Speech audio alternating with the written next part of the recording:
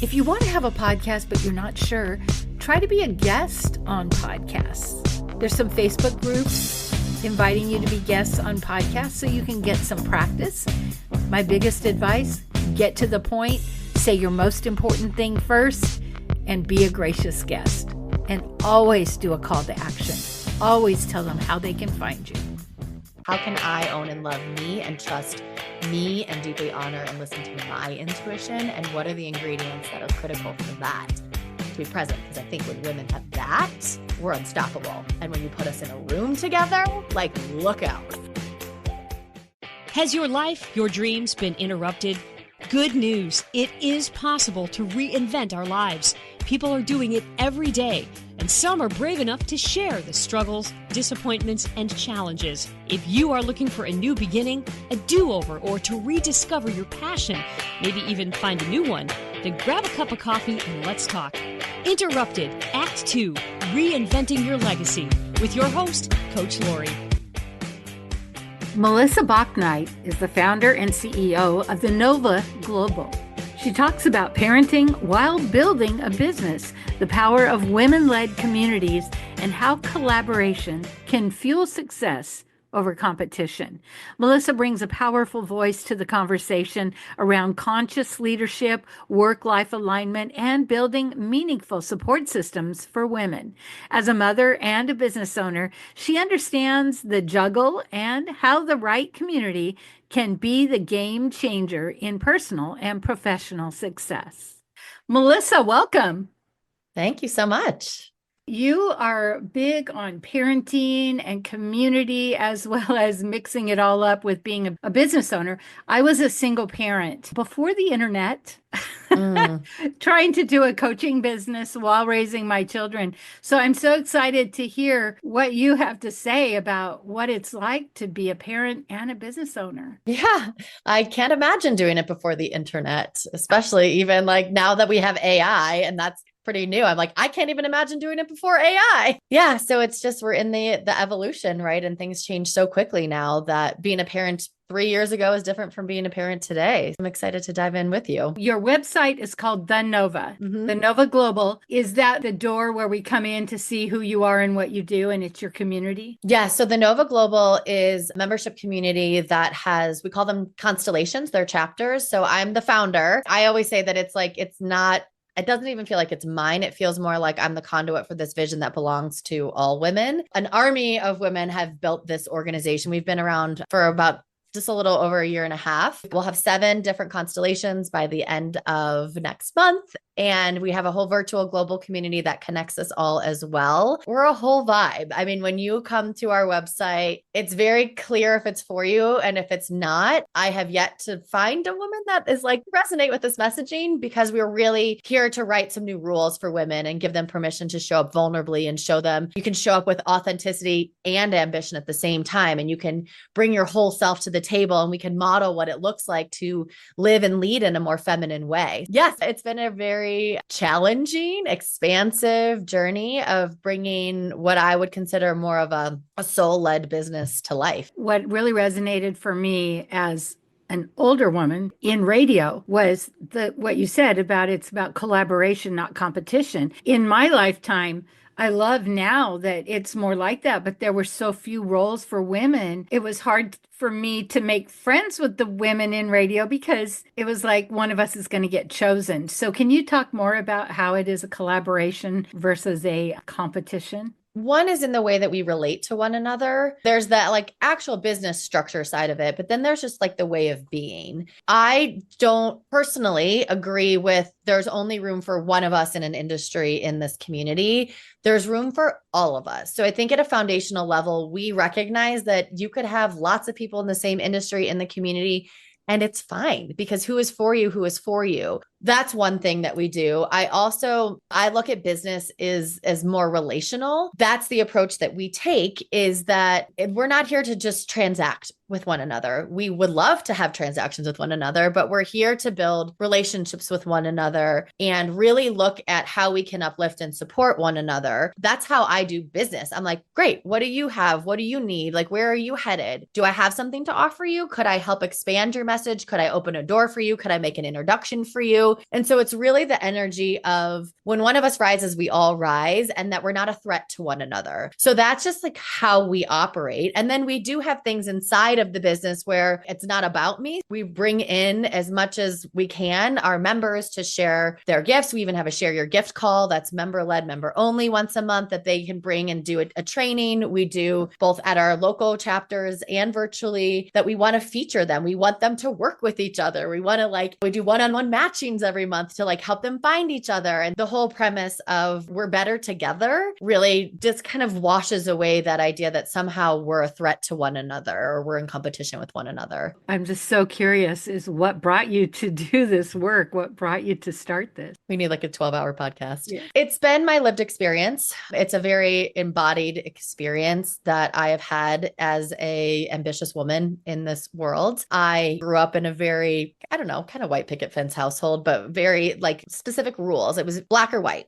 This is what we believe. And anything outside of that is not okay. And it's wrong. As somebody that is a curious person and does like to color outside of the lines, even though I've followed the rules enough, right? On paper, I was straight A student, captain of the team, softball scholarship in college. I had all the things, but there was this rebel inside of me that felt so bad and wrong about who I actually was that if I didn't fit into somebody else's expectations of me, and I have a lovely, I love my parents and we have a very amazing relationship now, but it's that's where it started. I followed this traditional trajectory of success, which I actually really enjoyed. I don't have a classic tale of burnout and hated it. I really was fulfilled and I had a great career, but there was this ache that I was yearning for more. And so I started to ask those questions and dig a little deeper and follow the breadcrumbs. And it was the more I found, the more I wanted to know. And it was this hunger that I still have. And that started 10 years ago, really being curious about why am I the way that I am? And why are we the way that we are as humans? What do I really believe? What's the impact that I want to make in this life? And who do I believe I'm here to be? It's been a very gradual awakening.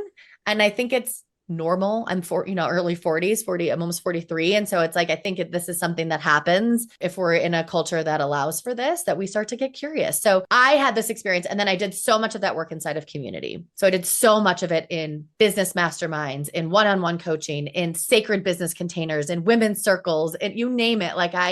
Networking groups. I did so much of my evolution in community, and that's just how I do life. I want to say accidentally in air quotes, doing a lot of market research along the way as to what felt really good and expansive for me and where were maybe some of the places that fed certain parts of me, but left others on the table. When the Nova was coming to life, it was really a collaboration of all these ideas that I'd been getting really over my lifetime as to how do we establish safety and belonging and cultivate environments where people feel like they can show up fully as themselves? Because that was kind of my journey is how do I own and love myself exactly as I am, even if other people think I'm supposed to be different, even if I don't fit into the rules of somebody else? How can I own and love me and trust me and deeply honor and listen to my intuition? And what are the ingredients that are critical for that to be present? Because I think when women have that, we're unstoppable. And when you put us in a room together, look out. What I love about that is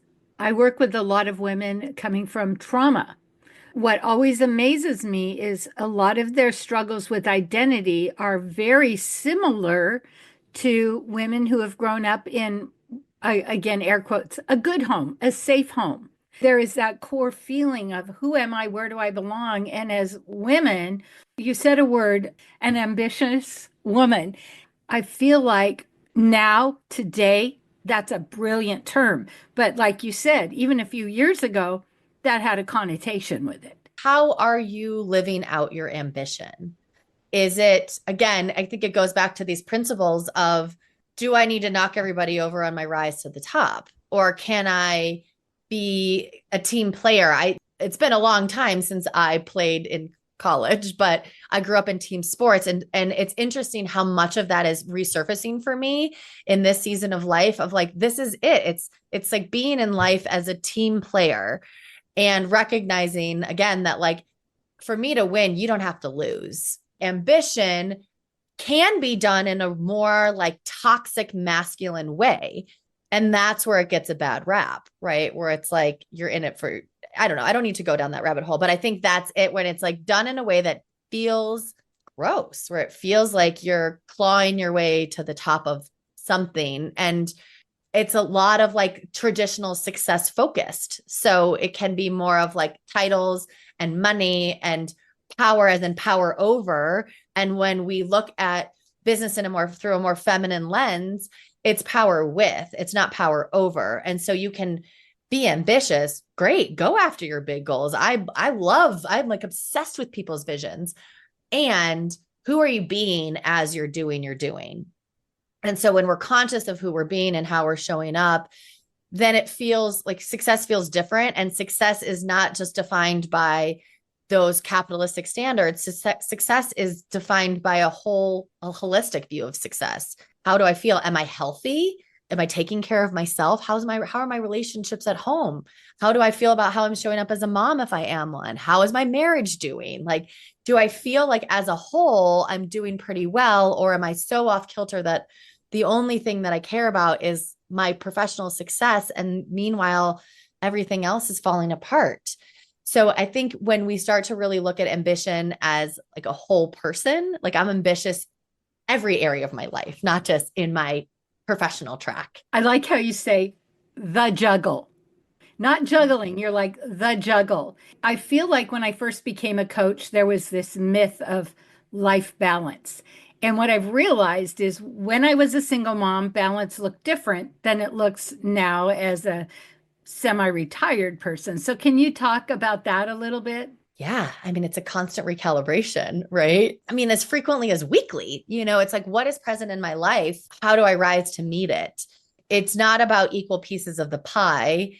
I want to spend 25% of my time here and 25% of my time, for me, honestly, it's how regulated can I feel as I'm meeting life's demands and needs, because we get in flows and life is cruising along. And then you just get like hit by a 2x4 metaphorically. And you're like, oh my gosh, now I need to learn how to navigate that. And what do I maybe need to shift around or reallocate energetically, time-wise, to now meet the thing that's being asked of me externally? And that's constant. Like, it's wild how constant you need to recalibrate. The more we can really embrace the fact that change is the only thing that's constant, the better off we are, because the more we resist, it becomes like painful. And so I've just found, and I'm not perfect. I struggle still, of course. And the more that I can learn how to trust the path of life and surrender to what's actually real instead of saying, oh, it shouldn't be this way, the more I can actually like find joy in the path and less like tension in my expectations versus my reality. Seriously, I'd rather learn from someone who's in the struggle than that is holding themselves up as perfect. That just seems like a high bar. So one of the things also for me was all the business books that I read, trying to be an entrepreneur because I wanted to be home with my kids in every way I could, all seemed to be written by men. And I don't have a problem with men. Men are amazing businessmen, but they're businessmen, and men do think different than women. And so I love that you're coming from this place of we're not trashing men, but we're saying there might be a more feminine way, is what I heard you say, to do business. Yeah. And honestly, everything that I'm saying, I think applies to men. I don't think the way that men have been trained to be this like hyper masculine is actually working for them. I don't think it's working for anybody, but I look for models and mentors and vision holders to show me maybe this idea, this hunger, this desire I have isn't wacky. It's actually possible that I can see somebody that I respect that is really challenging the status quo, that's building something in a way that seems to be true to their values and more aligned to who they are. And I can look to them as an example of possibility. And obviously we all do things in our own unique way. Like the way you build is not going to be the way I build, but I could look to you as permission and as possibility. Great. Men are amazing. I'm married to a man. I have lots of male friends, and I had incredible leaders when I was in corporate that were men. And I do think the more we can integrate some of these, what you might call soft skills, feminine skills for every human being, the better off we all are. In my evolution, my mom was a working mom, but that was so rare. Yeah. And then as I became a mom, there really wasn't an option except for me to work, but there was so much guilt. And I remember thinking when I was home, I should be working. And when I was working, I should be home. And I found so many moms struggled with that. Yeah, I think most. Well, I think this comes down to the self-trust and being really intentional with how you curate your life. I don't have the magic answer to it, but I find that the more that I intentionally choose how I'm spending my time, even the fact that I left corporate when I actually had a really great thing that I was like, okay, I know that I am choosing a different life. Like I worked 3 days a week and was home with my son for 2 days when he was little. And then that was that season. The more we can cultivate self-trust and a clearer like yes and no in our bodies of what am I available for? What am I not available for? How can I really honor my yes and not just overcommit because I think I should be doing everything because that's the expectation for women is to just like overserve, overgive. But how can I learn to receive more? How can I learn to trust myself more? So that I'm not constantly second guessing the choices that I'm making. And I think that's part of it is like when we're constantly second guessing the choices that we're making, then we're constantly in a shoulda, coulda, woulda, what if, and that's just torture to ourselves. A couple things you said that I do think you do have the magic solution. And Oh. one is the choice that you say, we're consciously making this choice because I know as a single mom, there was a choice I made that nobody agreed with, but it was the best for me and my family. And when I look back now, I'm still really glad I made that choice, even though I got so much pushback. And so you talked about status quo. I kind of bucked the system. But the other thing you said that I wish I would have had because there wasn't many people in my situation when I was in it and we didn't have the internet was you said is permission. We need examples. And so it's harder to do what you did, right? When you're like, okay, I'm going to just honor myself and I might not have this modeled. Now, that's part of what we're doing at the Nova is creating a culture, an ecosystem of people living like this. So you're like, not only does this one person do it, but what if our biggest vision, I mean, we're new, so we're not there, but what if like tens of thousands of women are doing this and you're seeing it all the time. And this is where we practice and this is where we model it for one another. Because without it, you're like, it's scary even with it.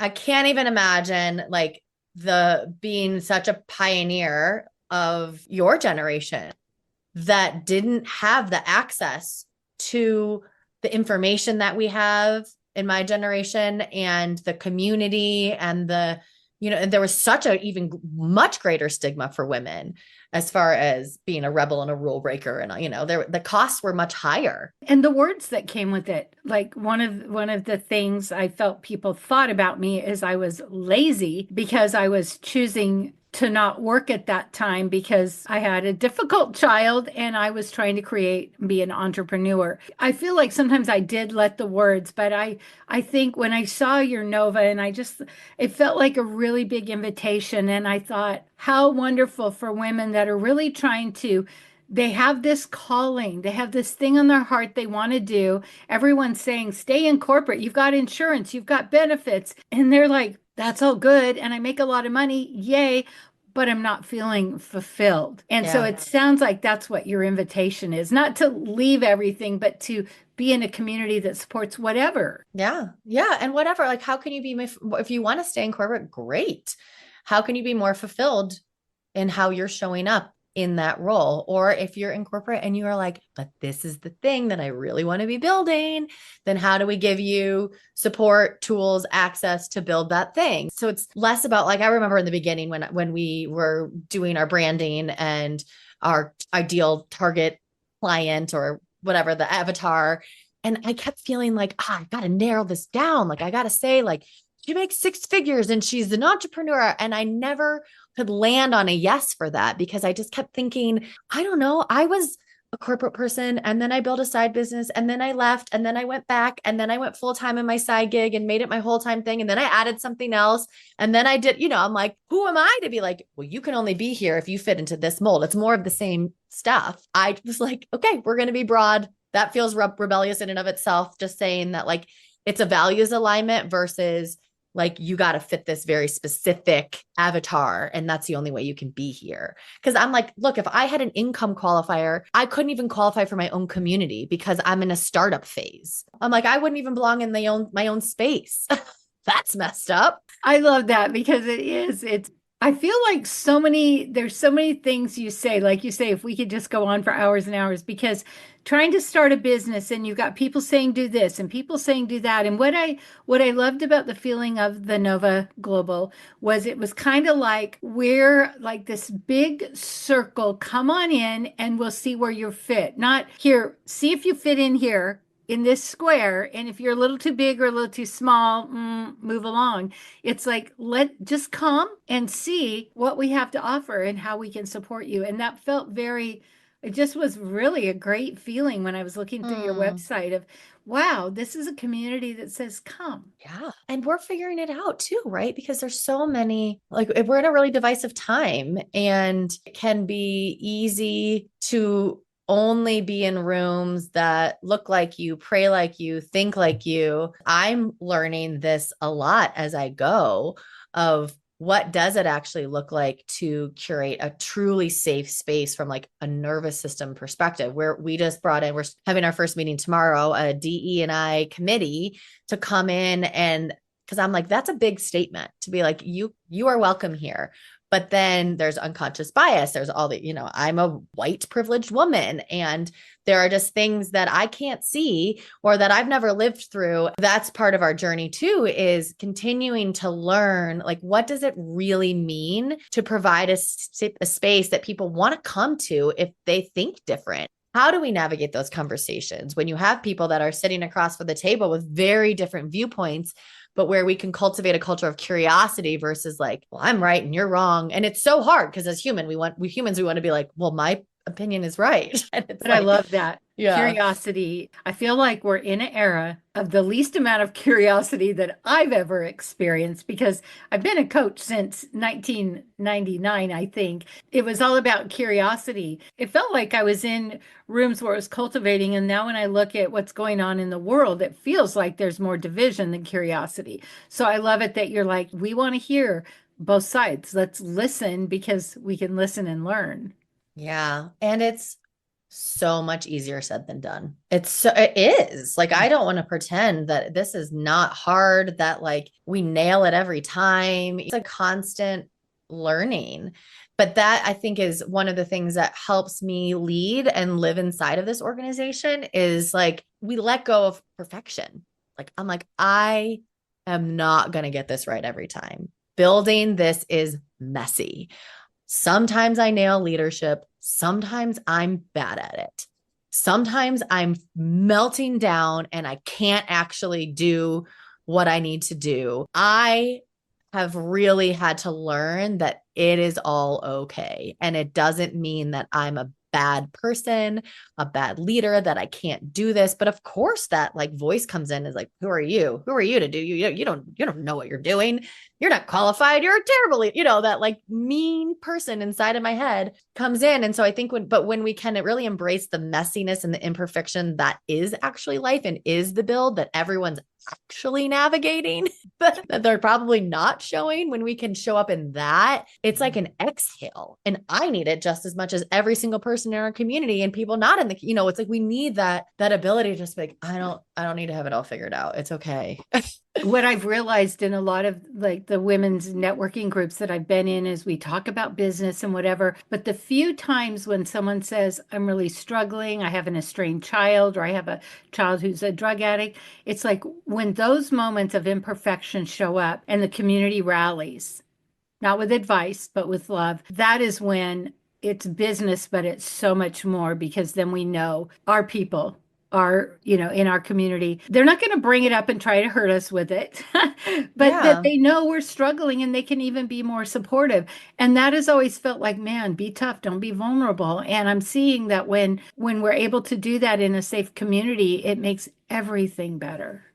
Yeah, because that is business, right? Like that's what you're carrying behind the scenes and I think what you're speaking to is the power of being seen. Somebody, I wish I could remember her name because she said this at one of our events. She said, in order to be seen, we have to stop hiding. And I was like, that's profound. And I've never heard anyone say it like that. It's so simple, but it's that. It's like, in order to be seen, we have to stop hiding. Credit to whoever said that came to our event. And we like need to see that it's okay because you do it once and you're scared to say it out loud. And then if you're met with like love or like the number of moms in our community that have neurodivergent children or even trans children that are navigating like really big things, so many. And so when you can raise your hand and say like, yeah, I can't do this thing or I botched this launch and whatever, but like my kid is like has these needs and like I don't know how to meet them. And then 5 other moms, or not everyone's moms in our community, to be clear, but like,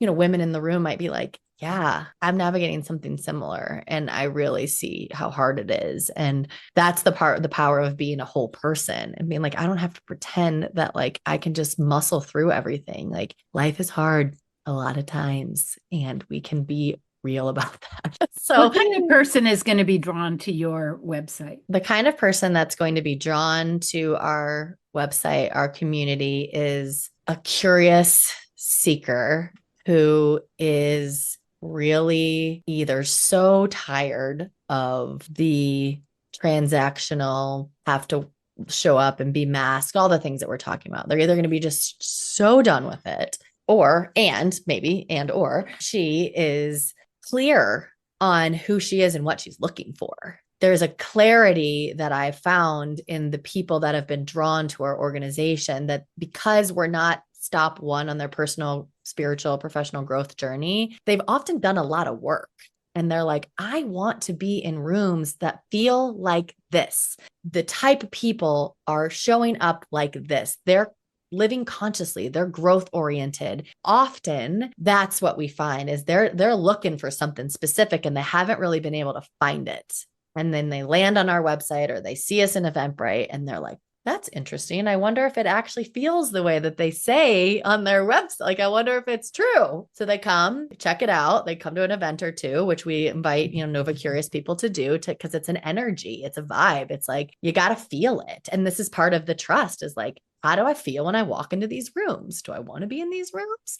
Do they feel like terrible in my body and I want to contract or I want to expand? So that's fun too, because it's the only kind of rooms I want to be in personally.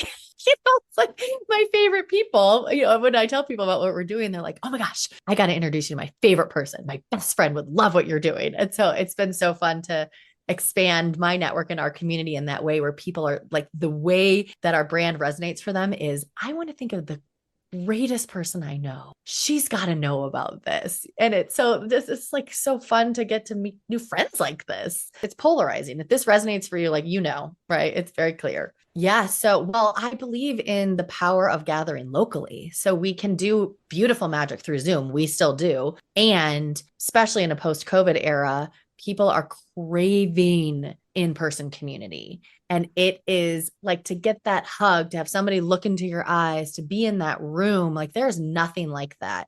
That's why we have these constellations all over. And our goal is to have them, I don't know if all over the whole world, but like, I want it to be a global brand where there's constellations all over, where we have hundreds of these. And then we can connect as a global ecosystem over our app or over our virtual programming and Zoom. And it's so beautiful to be able to have both of those. And I will tell you, like, the way that I get filled up, the way that the people that come to our events get filled up, you just can't replace that in-person connection. And it's like, that's your village, right? Like that's like, I want to collaborate with other business owners here locally. I want to be like, hey, other mom, do you want to have our kids hang out? Can you help me?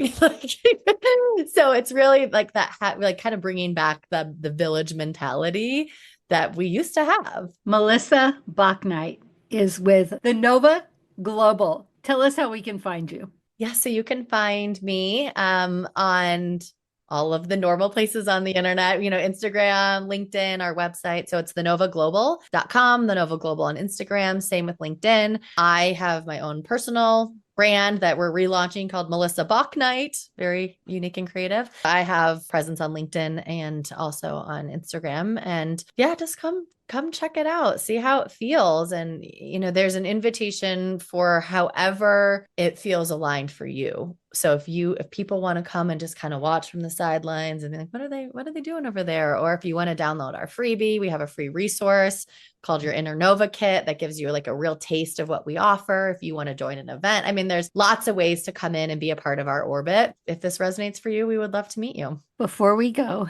this has been such a wonderful conversation. What is it you really want us to know? I want every person to know they belong.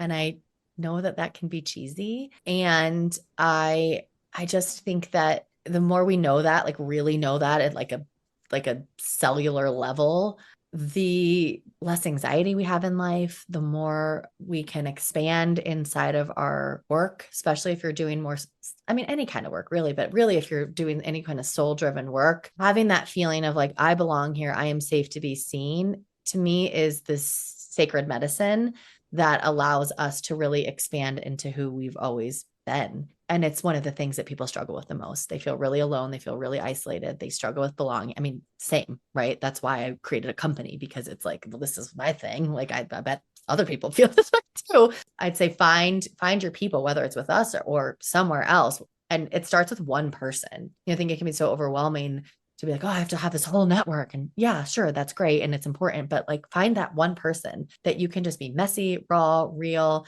and then like know that it's possible. And then you find another person, and then you find another, and then you can start to build this web and this ecosystem of people that let you show up, that help you feel safe to be seen and show up as yourself. I just want that for people, because I think our world, I think it's one of the best ways that we can heal what's going on in this divisiveness is that. If you love this podcast, here's a big ask. Will you share with your friends and family, subscribe, give us a review, and a 5-star rating so that others looking to reinvent their lives will be able to get the help they're looking for? Thank you in advance.